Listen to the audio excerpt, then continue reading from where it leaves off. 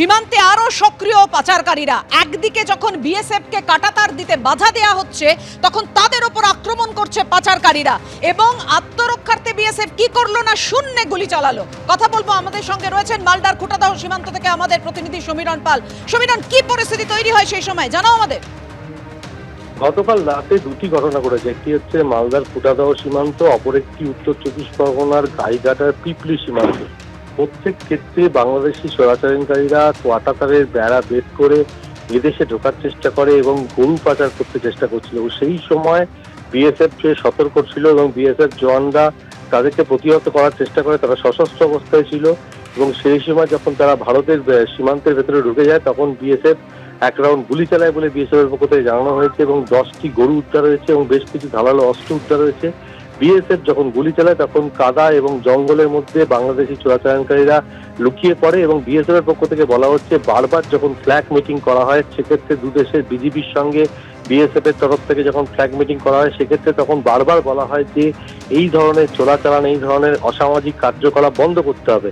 BSF এর তরফ থেকে আশ্বাস, বিজিবির তরফ থেকে আশ্বাস দেওয়া সত্ত্বেও ফের এই ঘটনা ঘটায় উদ্বিগ্ন বিএসএফ কর্তারা এবং তারা জানিয়েছেন যে গতকাল রাতে জওয়ানরা সতর্ক ছিল মালদা এবং গাইঘাটা সীমান্তে এবং সেই সময় তারা গরু পাচার রুখে দেয় এবং যে সমস্ত চোরাচালানকারীরা তারা সশস্ত্র অবস্থায় এসেছিল, বেশ কিছু ধারালো এক রাউন্ড আত্মরক্ষার্থে গুলি চালানো হয়েছে বলে বিএসএফ এর পক্ষ থেকে দাবি করা হয়েছে।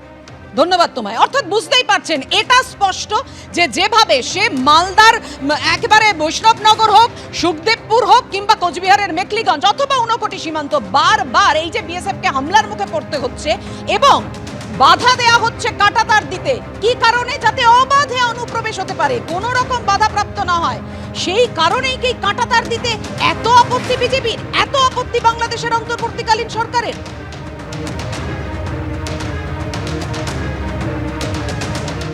সুখদেবপুর গ্রাম অর্থাৎ একেবারে সীমান্তবর্তী গ্রামের যে সীমানা রয়েছে, যা একেবারে বর্ডারকে মিশছে, সেইখানের যে দীর্ঘ 1 কিলোমিটার যে জায়গা রয়েছে, সেটা কার্যত আনফেন্সিং বা অরক্ষিত অবস্থাতে রয়েছে। গত সোমবার থেকে ঠিক এই জায়গাতে যখনই বিএসএফ এর তরফে ফেন্সিং দেওয়ার কাজ শুরু হয়, কার্যত চরমে ওঠে সেই বিবাদ বিজিবির আপত্তির জেরে, যা একেবারে কার্যত মুখোমুখি সংঘাতে পরিণত হয় গত মঙ্গলবার। কিন্তু বুধবার দিনকে কাজ শুরু পরই বিজিবির আপত্তিতে এই যে গোটা চত্বর রয়েছে, সেখানে কিন্তু কোনোভাবে ফেন্সিং দেওয়ার কাজ শুরু করা যায়নি। এবং ভৌগোলিক দিক থেকে এটি অত্যন্ত গুরুত্বপূর্ণ, তার কারণ দেখা যাচ্ছে এই যে বিরাট জমির অংশ, সেটা 6 মাস সেখানে চাষবাস হয়, কিন্তু বাকি 6 মাস এখানে পুরোটাই কিন্তু জলে ভর্তি থাকে। এবং এটারই সুযোগ নিয়ে যারা অনুপ্রবেশকারীরা রয়েছেন বাংলাদেশ থেকে এদিকে আসেন, এই অনুপ্রবেশ রুখতেই এখানে বিএসএফ এর তরফে তারা কিন্তু ফেন্সিং দেওয়ার কাজ শুরু করতে চাইছেন। কিন্তু এই প্রবল আপত্তিতে তাদের পক্ষে কিন্তু এই মুহূর্তে ফেন্সিং দেওয়ার কাজ শুরু করা যাচ্ছে না। কবে এই সংঘাত মিটবে সেই প্রশ্নের উত্তর তারাও কিন্তু জানেন না। অন্যদিকে সিসিটিভি লাগানো হয়েছে বিভিন্ন জায়গাতে, যেমন ঠিক আমার বাদিকে যে অংশ রয়েছে, এখানে দুটি সিসিটিভি লাগানো হয়েছে, যার মারফত সবসময় এখানে নজরদারি রাখা হচ্ছে। বিভিন্ন ক্যাম্প বাড়ানো হয়েছে, বিএসএফ এর যে নজরদারি শেষ 2 মাসে আরো বেশি করে বাড়ানো হয়েছে এই অনুপ্রবেশ রুখতে।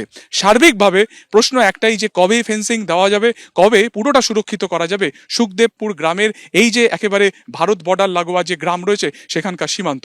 ক্যামেরায় স্বপন মজুমদারের সঙ্গে সুকান্ত মুখোপাধ্যায়, এবিপি আনন্দ, বৈষ্ণবনগর।